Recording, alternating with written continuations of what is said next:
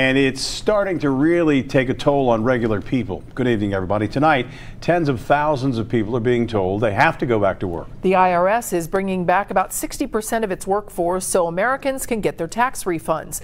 But those workers won't be paid. Not only that, but advice they were given from the government might prove to be useless. Tessa DiTiro is downtown with that part of the story. Tessa?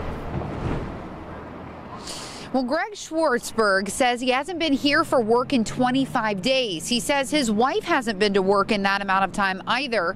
She works at the IRS in Covington, and he says there's no end in sight.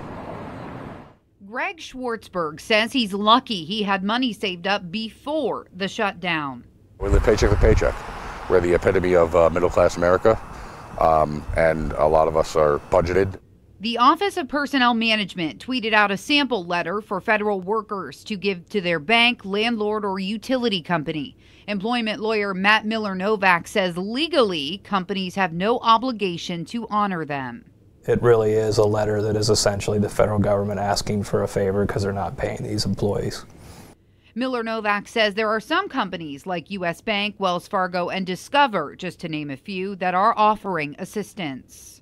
I think it reflects well on a company to maybe not be so Scrooge McDucky and to go ahead and put a pin in the payments and let people pay back as they come. But I don't think there's anything that I'm aware of that forces a company to do that. I think it's more of a public service for the companies that are doing it.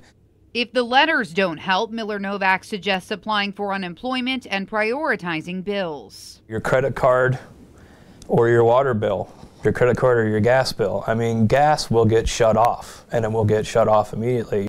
Schwartzberg says the shutdown is weighing on the members of his chapter of the National Treasury Employees Union.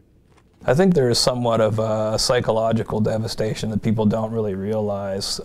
Everybody wants to feel appreciated by their employers. That's something that people aren't really talking about now. And he's frustrated there's no end in sight. However they ended, let's just stop using federal employees as leverage and get us back to work for the American people.